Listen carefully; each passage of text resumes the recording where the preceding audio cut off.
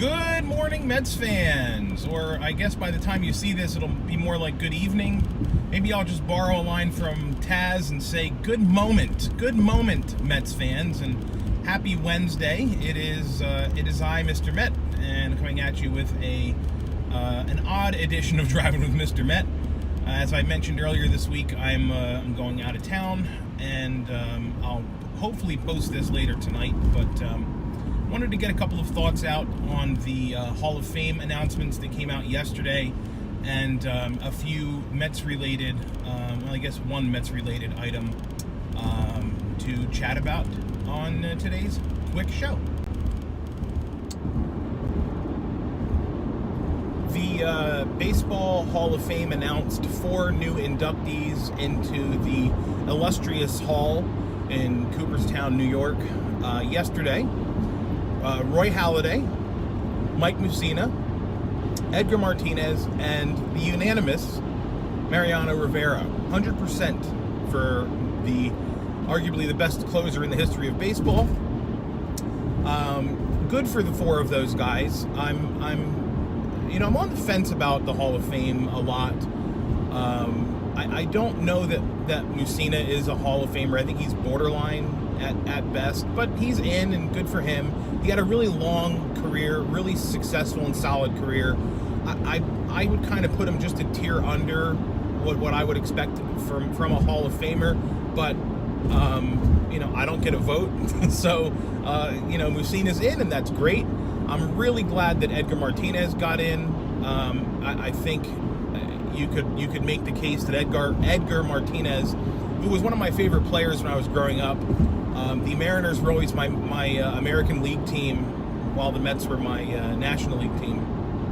And that was mostly because of Ken Griffey Jr. But, Edgar was probably the best designated hitter in the history of baseball. Not a slugger, not a power guy, although he certainly did hit for power, but he was just a fantastic, phenomenal hitter who used the entire field, always had a high batting average, always hit in the middle of the order. Even late in his career, was always a threat to produce runs, and I'm glad to see that Edgar gets in. I'm glad to see that the designated hitter is starting to get a little bit more love, although I'm not a fan of the DH, generally speaking, but Edgar's definitely deserving and belongs.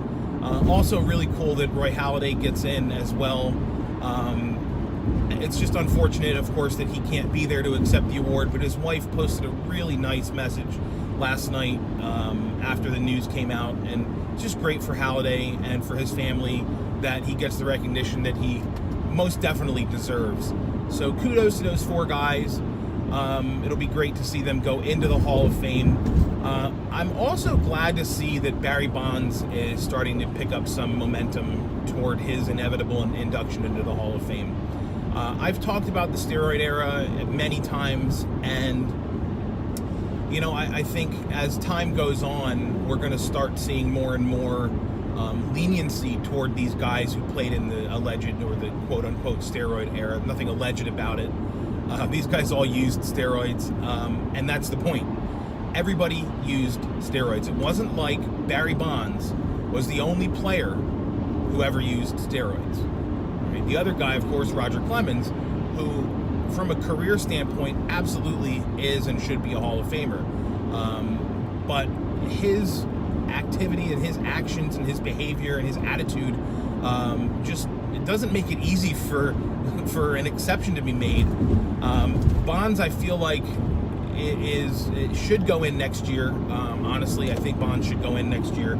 And look, there's no getting around it. Barry Bonds was, for a decade, the best player, bar none, the best player in all of baseball. Anybody that played fantasy baseball drafted Barry Bonds first all the time, because he was always consistently putting up unbelievable numbers. And, Bonds' numbers translating to today would make him even more valuable than he was then, because of how baseball now values on-base percentage and how the OPS is such a huge part of the game.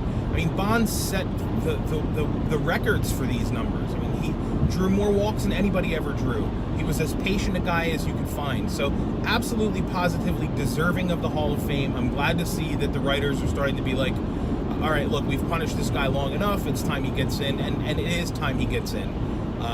You cannot have a Hall of Fame and leave out one of the best players of all time because he did something that everybody else in the league was doing at the exact same time. So that's my feeling on the steroid era. I think we'll start to see, as I said, as time goes on, the Hall of Fame start to acknowledge more and more about what happened during this period in baseball. It's an important period of baseball history. I've said this a lot of times. I really fell out of love with baseball after the strike in 94, and it wasn't until 98 with the Sosa McGuire home run chase that I really got back into baseball, and I started loving baseball again.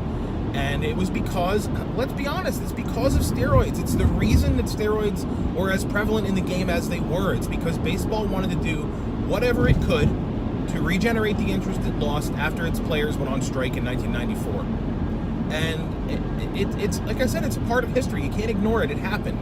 And I think the Hall is going to start doing more and more to acknowledge it, to educate the public who weren't there to see it, like we all were and continue to be, to start talking about this era in baseball the same way that they talk about the dead ball era and something like that. So you'll start seeing more and more of that, in my opinion, as time goes on in the Baseball Hall of Fame.